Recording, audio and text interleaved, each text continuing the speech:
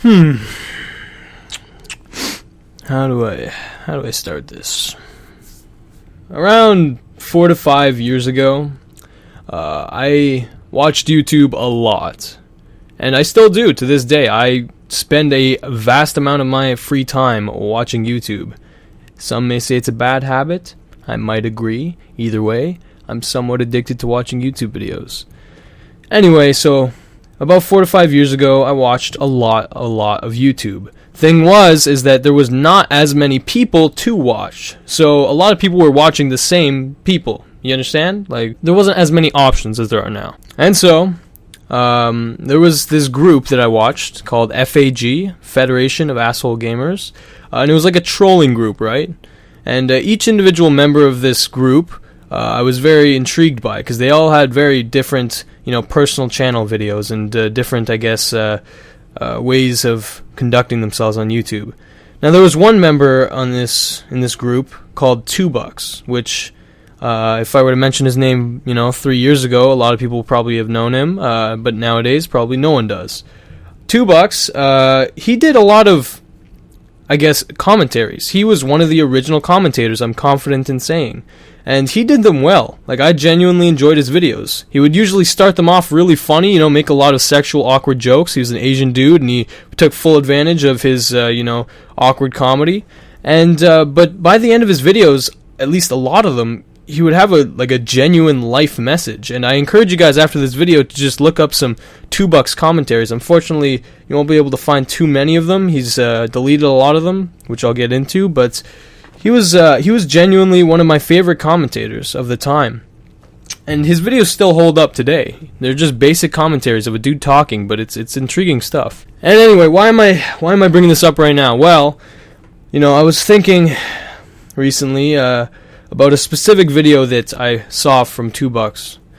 Now, I haven't seen this video in about probably 2 to 3 years, as it has since been deleted, but basically it was a video of him breaking down what he did on the first day he turned 18. It was just, for me at the time at least, the 12 to 13-year-old me when I first saw it, I was genuinely impacted by what I saw. Like, usually when you're young, you don't think about getting old, but this video just kind of made me contemplate. Essentially what he talked about is, he said, how on this first day when he officially became, I guess a man or an adult, he outlined how, he took his car, he went to, the local gas station or whatever, he got a slushie, he walked around, he just absorbed the sunlight, and he acknowledged that that would probably be the most free point in his life.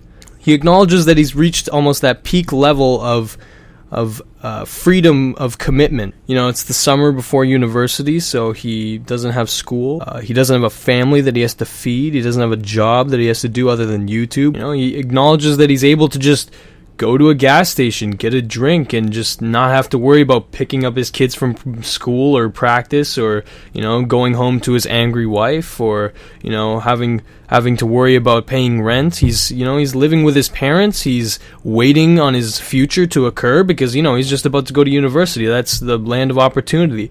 He's in this kind of midpoint, kind of determining moment in his life where there's just not much going on. And it's just, for me at least, it's just kind of beautiful in a way. And, the 12 to 13-year-old me at the time kind of realized that, yeah, that turning 18 is a pretty big moment in life. And, well, I turned 18 3 days ago. Myself. Chris. And I had one of those moments where, I got in the car, I have a full license, I won't have to take my license test until I'm senile, basically. I'm able to drive.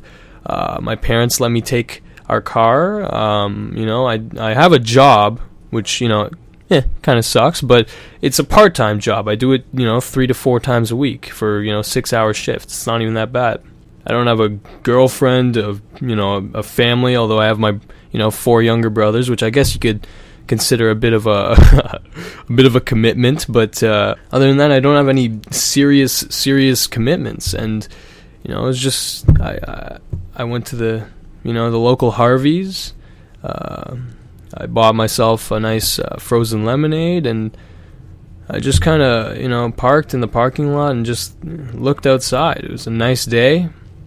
Clouds were coming in. And I just absorbed the fact that, I'm young, I'm free, and, from here, who knows what's going to happen. Life is decently predictable for most of us, basically between the age of, 0 to, I guess, 18, maybe, 20, give or take, 22 maybe if you're going to university. But after that, who knows where your life's going to take you? You have no idea, literally no idea where you'll be as a general rule in 4 years once you turn 18. At least for myself. Most people going to university don't know exactly where they're going to end up. They don't know exactly where they're going to work. They don't know exactly where they're going to end up situating themselves, as in, what country they're going to end up living in. Most people don't plan these things in advance. And so this point, I've turned 18, and this is the point when I'm most grounded in my life. Okay? I'm living in the same place that I've been living in since, I was born. I have a great group of friends, lots of friends, and they're very, very good friends to me. I have a job, I have connections, I have just so many things that are available to me, and it's just kind of awesome. I have so many things going for me, and yet the beautiful part is that I have no idea what it's all gonna bring me. I have no idea, literally no idea, where I'm gonna be in 4 years' time. I might switch my major in university if I don't like it. I might drop out of university. Who knows what's going to happen? You never know. I might switch universities. Anything could happen, And so, yes, for those of you wondering, yes, I was accepted to university. I'm enrolled in the fall. And, I'm basically starting my adult life. Now, getting back to $2, and I mentioned that he deleted a lot of his videos. He did. He was a pretty prominent YouTuber at the time, like I said, and for whatever reason, eventually he just deleted a few of his channels. And I especially have a bit of a fondness for $2 because he actually commented on one of my videos once on one of his channels that he eventually deleted. And it was kind of funny because I submitted one of my Black Ops clips, I'll play it now, to his community channel, and he didn't just look at it and look away. Instead he commented on the video something along the lines of, "Wow, I would have included this if you didn't press the scoreboard button 50 million times." And so again, I got rejected, but he took the time to comment and kind of roast me a bit, but I appreciated it. It was kind of cool that he actually commented on my video, especially when I was a small ass channel getting 20 views a video. That was awesome. But yeah, what basically happened is that he in his videos always said that he had greater aspirations in life. He wanted to become a businessman. He wanted to become rich. And these were genuine goals that he admitted to having. And of course, they're good goals. Again, some people might interpret them as being, self-centered or whatever. But this was a genuine guy who was really very honest with his YouTube channel, and I appreciated that. And whether or not you consider this a happy story, essentially what happened with him is that he always, had community channels, and he was very ambitious on YouTube. He was involved in a lot of things, and eventually his community channels just started blowing up. You might know Amazing Life 24/7. You might have heard of Distractify. Well, Distractify was a company that he started, which was basically one of those Facebook type of companies. It's almost like a BuzzFeed, except a little bit, less popular than that. And he actually founded that company. And, to this, right now, that company has just been, invested about, what was it, $10 to $20 million into it or something like that. So he completely severed himself from YouTube, entirely. But, he went on to do great things. Now, as for me, what do I say about that? Well, obviously the moral of him, leaving YouTube and then becoming rich isn't very, good for you listeners right now, okay? I don't personally plan on doing that. Of course, I have pretty much given up on giving promises over YouTube because I don't like being held accountable when I, go back on them, such as my uploading schedule is horrible. I don't know, I had one of those moments where I just basically just contemplated my life and where I want it to go, and I drew up blank. I'm a very indecisive person, and I like keeping all of my options open. I have high aspirations, I just don't know where I want to apply them. And, I'm sorry for using you guys as my personal little psychiatrists, but hey, sometimes spewing your thoughts into a microphone by yourself in your basement, helps alleviate the stress, the tension, the looming sense of time ticking away. I mean, I'm serious. Like, think about the first time that I made a commentary. I think it was my 13th birthday.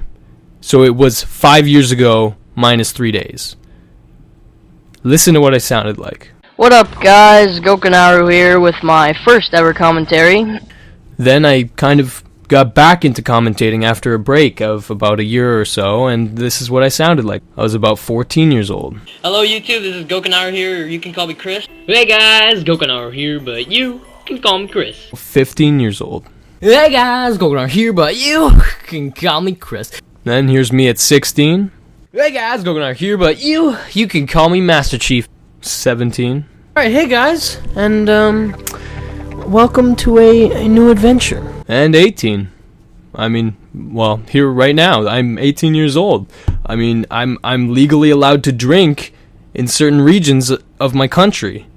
I live in Canada, and in a lot of provinces, I'm literally the age that I can drink alcohol, and a lot of other things. I can gamble in certain places. I mean, I'm legally an adult. If I commit a crime, I will be tried as an adult. I mean, I can, I guess, move out of my house now and take my own place of residence, open up my own bank account, invest in the stock market, which, I mean, I've dabbled with that already, but now I can legally do it on my own. So yes, this video, I felt like it would be right. In an almost poetic sense, I felt like I needed to make this before I continued doing comedic content, which I do intend on doing. I do not plan on becoming super serious, but I feel like sometimes it's important to be serious because, I mean, if you're always trying to be funny, no one will ever take you seriously. Your words won't have value to people. They'll just be, entertainment.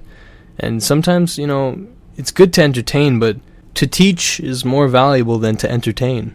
Now, of course, if you can do both at the same time, even better. I mean, I try to do that all the time, and that's exactly what I'm saying Two Bucks did himself, comedic content then led up into an ultimate life lesson, and that's part of why I respected him so much. Well, you sat through this semi-nostalgic, semi-depressing video. Now, here's where I relate it to you. I say, as homework today, you lads that are still listening, I say that you take a couple minutes, go outside, whatever age you are, it doesn't matter, just go outside, if it's a nice day, because those are the best ones for contemplating, to me, and just, walk around, take in your view, think about the good things in your life, and think about where you want life to take you. Which is obviously an insanely hard thing to do, and I've acknowledged that, but it's important to try, to at least try. And yeah. So, yeah. Don't think for a second that because, Mr. Chris is 18, now he's going to be all philosophical, and he's going to try to get all serious, and he's going to make us feel bad for playing video games indoors and just shutting our eyes to the sun. No, okay, no. I promise you that I just said that I don't promise. I pledge to you that I will not just become this boring philosophical guy, okay? Of course, like I said, there's time for being philosophical and there's time for being entertaining. And if you don't like these types of videos, of course, check out my other stuff. I like uploading my thoughts, okay? And some points in the year, I'm feeling more, contemplative and philosophical, and I want to, give a message more less than I want to make someone laugh. You got to set aside some time to be serious. Anyway, that's been Papa Chris's midlife crisis contemplation. Hopefully you guys enjoyed. If you did, make sure to like, favorite, and possibly subscribe. Leave a comment as well if you enjoy these kinds of serious videos, or if you hate them, absolutely hate them. Hate me for making it, and hate me for making you actually think about the complete lottery that is life. Yep, and other than that, peace out. Hope you guys enjoyed. And thank you for listening. Thank you for everything. You've helped me age, you've helped me mature, and you've helped me relax on numerous occasions. So, thank you. And goodbye. Oh yeah, by the way, Life is an illusion, reality is a simulation, and everyone you see is just a figment of your imagination.